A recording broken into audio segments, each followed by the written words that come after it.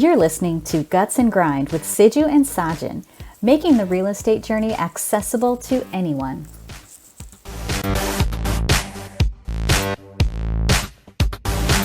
All right, so here we are, episode 2, and what we're going to be discussing is why do we think real estate is I wouldn't say best, but one of the good or top-notch avenues in investing your money and using it as a vehicle for long-term investing. And so we're going to give you a few reasons of why and maybe some of the downfalls as well. And here with Sajan, how you doing, bud? Doing good, man. Doing good. You know, same old stuff. Just still quarantining. You know what I mean? You didn't At get home. corona yet, right? Nah. I ain't got the Rona. I'm loving it, dude. Like this is it's actually pretty great being home, and it actually helps with real estate too, to be able to do research, to be able to like break out and go check on a property and stuff real quick. Like it's other than the actual coronavirus, like this is actually a great scenario. Like it's a pretty good setup. I agree. This is the ideal situation for us, right? And see, look, I just got my new suite I just set up. How do you like the office? Really? Wow. It feels like it's fake, but I mean, it's beautiful, man. No, It's beautiful. no. Hello, hustler. Cool, man. So yeah, like as I mentioned earlier, what we're going to discuss today's episode is basically why real estate. And you know, I guess we just start off with the $100 million question. Hey, why do you think, Saj? I mean, in your experiences, you know, and we'll keep it high level. Why do you think real estate is the best way to build wealth and use it as an investment platform? Sure, yeah. So personally for me, I feel like it's the easiest way to build wealth. It's attainable for a lot of people. I'm not trying to say like it's easy for everybody, but like with a bit of work, anyone can achieve it. And so to me, it's the only vehicle that has multiple sources working with you to build your own personal wealth. And so to describe that a little bit further, 2 points are market growth and principal pay down by a third party. And so let me expand on that a little bit. So with market growth, typically when you purchase a house, 10 years later, it's going to be worth more. Like that's generally what it's going to be. There are those situations where like 2008 happens and there's like a burst of the housing bubble. Yep. But you know, like that's even then you could ride that out and wait a little bit and sell it when the market picks back up. Because at the end of the day, everything kind of climbs upward, right? If you do some research in the past, like houses back in the 1950s or even 1980s, you buy a house in the 1980s compared to today, it's significantly different, right? So the market is on your side as far as like the value of your property, right? The second part of that is the tenant is paying down your mortgage. So, you know, you do a bit of the work to purchase the house and get the down payment put together. But after that, and you get a good tenant in there, as long as you got the numbers playing right, you have someone paying your mortgage every month. And so that means they're building onto your wealth. Like they're paying into buying down that house for you. And so that builds into your wealth. And so like I feel like I don't know of any other sources of income that would do that, like any other investments that would do that, where there's other third parties coming in and paying for you, you know, helping you get rich. 100%. Yeah, and another benefit would be like the monthly income. Typically, you want to have your rent be more than your mortgage, right? And so that little space in between is really like your profits, right? As long as you have all your expenses covered, like the taxes and insurance and the principal and all that jazz. I'm even okay with actually in some scenarios, like when I think about investment, I'm even okay with even breaking even, because like you said, if you know, if the property makes sense to buy it and somebody else is paying for your mortgage and buying you a house essentially, and I'm breaking even, I'm even okay in that scenario in some cases, right? And in that same vein, it's like right now you might be breaking even, but 2 years down the road, maybe you could do a refinance. Maybe you could do something to where it starts becoming profitable for you. So I totally agree with that. Like I think it's a good method of going. So yeah, you get to earn a little bit of extra income if you find the right property. It's also a passive source of income, and I say that with like an asterisk. You are able to hire property managers and have like people do all the work for you. It cuts into your margins, like, you know, you're not going to be as profitable. But if you don't want to deal with all that stuff, you have that ability to make it, you know, pretty passive. So that's kind of like why I feel that real estate is a good route to take when you're trying to build your wealth. And I feel like when you're young, it's time to, you know, make those decisions and do what you can to get all the help you can as far as like building your own personal wealth, because as time progresses, you want that thing to grow. So, but I do know like the $1 million question after that is like, you know, you don't invest just to like let that money sit and be locked in forever and you can only touch it later, you know? So Siju, to you, like, I mean, what are your thoughts as far as like being able to access money? Like on a regular, maybe not on a regular basis, but like when you need it, is it just locked in forever? Or like, you know, what do you think? What are your thoughts on that? No, good question, Saj. I know a lot of people, they look at real estate as something that probably ties your money down, right?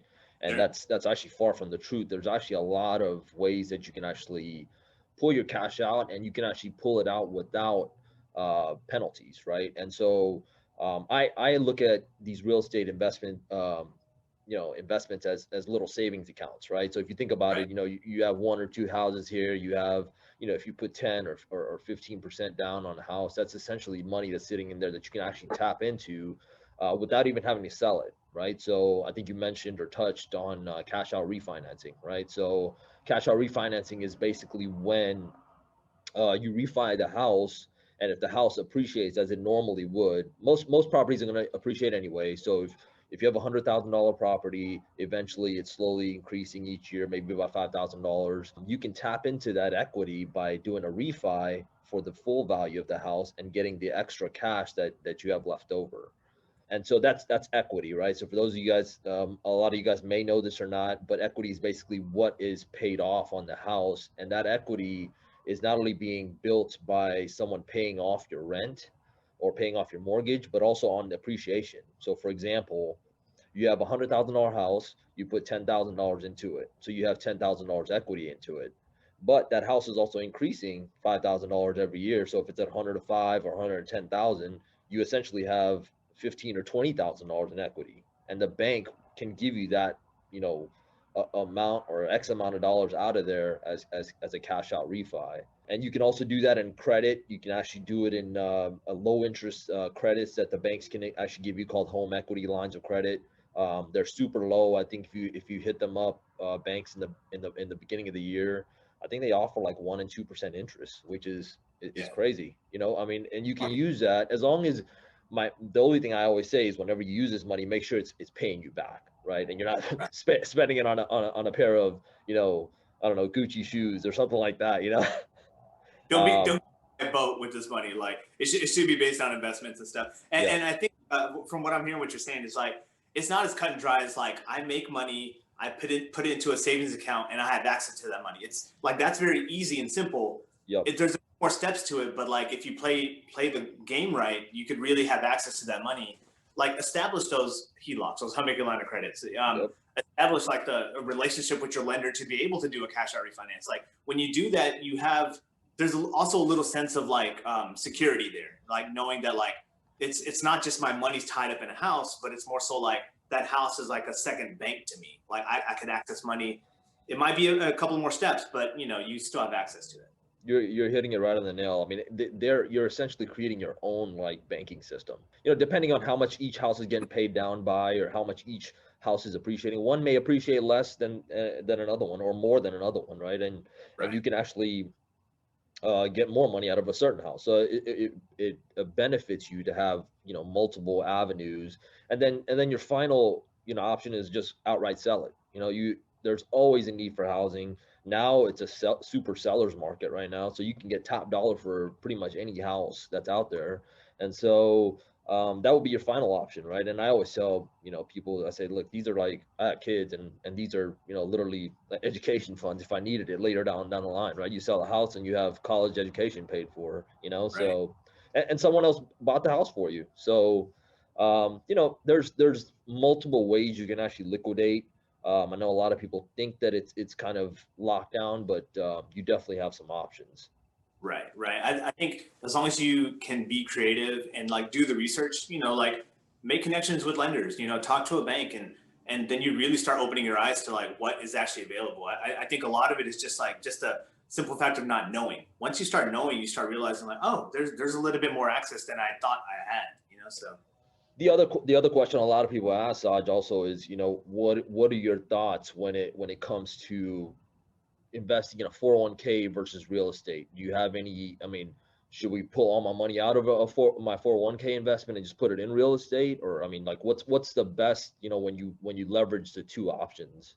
Right. So I think typically in America, at least, like you're kind of brainwashed into believing like 401k is the only way to go and you need to invest. And to some extent, it's not a bad thing. Like a lot of companies match, right? Like if you put 6% in, they'll match that 6% or whatever, right? So, and that's good. So, I would never turn down free money. And so personally, I'm kind of on the fence on the whole 401k thing. I am investing in my 401k just because, again, like I feel like, oh, I have to, as a person that lives in America, and like, oh, if I want to retire, I need to have that money in 401k. Do you get quick question? Do you get a match on your 401k? I do. So that's what it is. Like, It's really, like if there was no match, I don't think I'd be that encouraged to open up a 401k or IRA or whatever it is. it's free money. It's free money. So like, Yeah. how do you turn that down, right? Yeah. So, but I think with anything, so like let's compare the two: 401k versus investing in real estate, right? So my personal feelings of it are: so with the 401k, I earn $1 and I put that dollar into my 401k. And so that dollar is growing based off of that $1 and what the market does, right? With real estate, like I save up 20% and put into a house, right? So if a house is worth $100,000, I put 20% of that, but I gain based off the 100, right? Yep. I put in 20,000, but I'm earning on the 100,000 because the market grows. Like you were saying earlier, like every year, if it's 5,000 every year, like you're earning on that, right? So that's kind of how I feel. Of course, these are bigger numbers. So 401k is easier to contribute to because you just earn some money and you tuck it away. And I won't knock anyone for doing it. I do it, So like it's a good thing to dive into. But I think you should be playing both games like at the same time. You should be running it simultaneously. With either scenario, there's the benefit is really when you start young, right? Like if you start investing when you're 20, you could invest a lot less and still earn a lot more than someone that starts when they're 30, right? So there's also the benefit of being able to start as early as possible. That's the same with rental houses as well, right? If you could start early, that's awesome. It's never too late, but like the earlier you start, time value of money, right? Exactly. Like there's that's a whole topic in itself, right? Yeah. To go to talk about your money. But I think generally speaking, like people get the general idea of what it is. And I think another topic that you kind of touched on is like selling, like for example, with the 401k, once you pull that money out, it's not growing anymore, right? Yep. Like if you needed access to that money, and like really it's frowned upon to touch that money before retirement age, right? You get penalized, there's a lot of taxes associated to it, like all that kind of stuff. So in my mind, just I guess the big picture, if you have extra funds, you should tuck it away for your future self, right? And so a 401k is a good avenue for that. But I think you have to be mindful that a 401k is tied to the market. So if the market crashes, your money goes down too, right? So for example, in 2008, when everything went down, if you were retiring around 2008, 2009, that was not a good feeling. When seeing your numbers, like you save up your whole life, your whole working career, and then in 1 year, everything drops down. And so it forces people to have to work longer and have to do things that they didn't plan to do, right? And But the same could be said about real estate too, right? So just that yeah, 2008 was a housing bubble. That actually you're right. tanked this. Well, okay, that's all right. That's a good lead in. So I bought a house in 2008, right? But since I didn't sell it, I wasn't affected. Yeah. Actually, I was positively affected because my taxes were lower because the value of the house dropped. Yep. So I feel like with real estate, you have a bit of flexibility. Like you could say, hey, it's not a good time. It's a buyer's market. Let me not sell. Let me just continue to rent it for a little bit. Yeah. And then when it becomes a seller's market, I could sell. Whereas with a 401k, if you're putting all your eggs in that basket and the market crashes, you're kind of sitting there like, well, I need to retire. So let me start pulling money out. Yeah. Essentially, you're buying high and selling low. That's not the way to invest, right? Like you want to buy low, sell high. But with 401k, again, this is if all your eggs are in that 401k basket. If you're kind of pigeonholing yourself to say like, well, I want to retire or I need to retire at this age, so I guess I just need to do it. And so it's good to invest in 401k, right? But just I would diversify. I would try my best to. And Completely agree. And that's in everything. I feel like real estate is kind of the way to go. You know what I mean? Like to be able to have that access to funds on different levels, right? Definitely. And I think that the ability to kind of see what you're buying, you have something tangible, right, with real estate. Yeah. And then at the end of the day, some people always need a place to live. Yeah, That's something that's never going to go away, and the need's always going to be there, right? right. So, There's also this feel of like I could, like you said, you could tangibly, you're buying a house, right? yeah, There's always a need there, so there's a bit of security in that as well, to be able to know that, like, all right, well, if I need to, like you were saying earlier, I could do a HELOC, I could do a cash out refinance, I could just sell the property. Like, there's ways to get money if you're ever in a pinch, if you just needed to get that, Whereas with a 401k, I mean, there are options. You could get a loan against your 401k and you can do those type of things. I'm not trying to knock it fully, but it's just not as flexible as real estate would be. but but diversify, right? Make sure you have both. If you have free money, don't turn that down. Don't be, Oh yeah, that's and definitely use that as a medium. But at the end of the day, biggest thing is diversify, right? yeah, and I think that's generally speaking like what people should be doing anyway, right? So I guess with all that said, like, what are your thoughts on other benefits in real estate investing? Like, do you have any thoughts on that? Um, so real estate, obviously, we've talked about some of the big ones. I think one of the major ones is the tax benefits, right? So you have a lot of real estate investors find that it's almost a tax loophole, right? Like you own property and you can actually avoid large amounts of tax, which is the biggest part of your paycheck. That out of 100% of your paycheck, what is the biggest thing that gets hit, right? It's like 30% goes to taxes, Yeah, and so and so I think, like, to your point, I feel like America's kind of created that way. It's created yep. to fit homeowners or landowners or things like that, right? Yep, completely. And so if you actually invest in property, you can actually leverage those benefits. I mean, the Trumps of the world, the large real estate investors of the world, they're all using, these as loopholes to benefit them tax wise, right? There's laws made specifically for real estate investors, and you can actually it's a huge deduction on your income. So if you're actually working and doing real estate like you and I both do, right? I mean, it can help us offset some of our income at the end of the year. There's tax free money. We kind of touch on that a little bit. That cash out refi, it's tax free money whenever you refi and pull that cash out, right? As long as you're using it for whatever you're doing as far as real estate. And then there's another big thing you can do with real estate that I actually personally did do, is called the 1031 exchange, and that we can do a whole session around. It's actually using your money that you gained in real estate and avoiding taxes for a future investment, right? So there's multiple avenues, and I think the biggest thing with real estate, I think is going to be that tax benefit.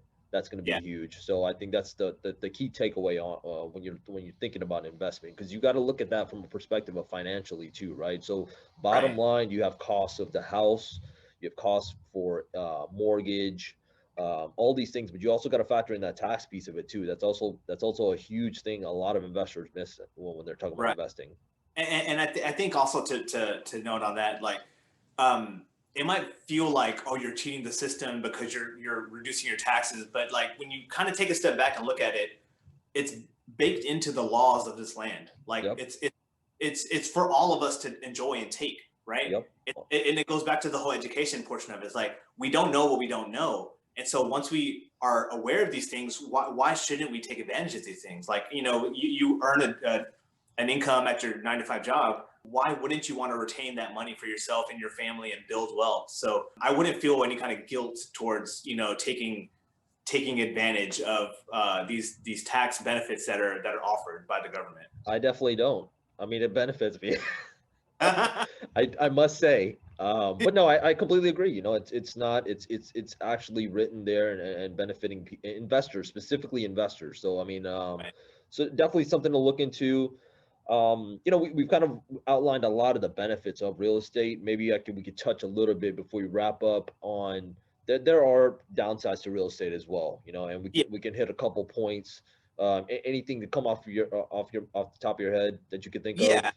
Yeah, like, I mean, it's definitely not a cakewalk. I mean, when you're dealing with it, especially when you're starting off. Like, when I started off, I was doing all of it, right? I was the handyman, I was the property manager, I was dealing with all the books, all that stuff, right? So it is work. So if you have the ability to do it on the side, like that's what I love it. Like, I mean, I'm still doing my 9 to 5 job, but like there are nights and weekends where I'm like, oh, I got a call about this, or I got to fix that. And now I'm at a point where it's like, all right, I got a call. Let me just call the other dude to go fix it. Like, so it's not a big deal. But like, it is something, it's an additional thing to do, right? So, there is that. Also, we talked about earlier, it's like if you view your house as like a bank, it's not as easy as just going to the bank and saying, I want to take out some money or whatever. Like, you have to take some extra steps, right? You have to go to a lender and do a cash out refinance or establish a HELOC or, whatever it is. But Sid, did you have any other additional thoughts? No, agreed. Like you said, liquidating could be hard, right? So if it's a down market and you can't sell it for what you want money for it, that could be a possible issue, right? But at the end of the day, to me, that's a small hit, right? I mean, if I could still get my money out, if I could still break even, still come out of it, it's a low risk for me, right? The other thing a lot of people don't take into effect is home maintenance, home repairs. A lot of those, if you don't have a management company to do it or good people, like you said, contacts that you're building up, that could be a little bit tough, just from a timeline and kind of lining up perspective. But those come with your normal, learning process and curve, right? So as you get your feet wet, I think you can even overcome. It could be a small downside, but I think it's something you can overcome. I think generally speaking, if you can be organized and you could like plan properly as far as like have reserves, so you don't have this fire drill of like, oh my gosh, my tenant didn't pay, or oh my gosh, taxes are due. Like if you could be organized, just organized, like that's the biggest thing. If you could just be organized, I think this is achievable for anybody. Like anyone could do this, as long as you can be like, keep your finances straight and keep your things organized and lined up, like, and plan for the future. It's all good.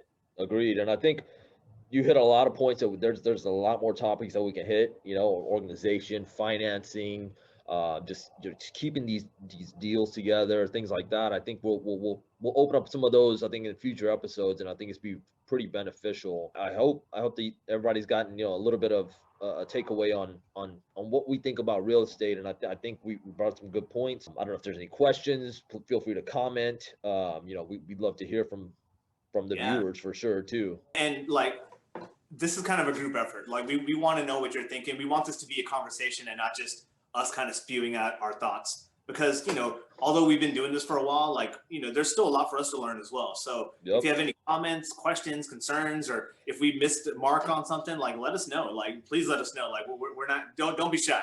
Us miss a mark? No. Not me. I mean Siju probably missed the mark. Yeah, me. But no, so totally. So with that, I guess we'll wrap up the show for today. I hope you guys got something out of it. We'll look forward to future episodes. Thanks, Saj. Always a pleasure. Always fun, man.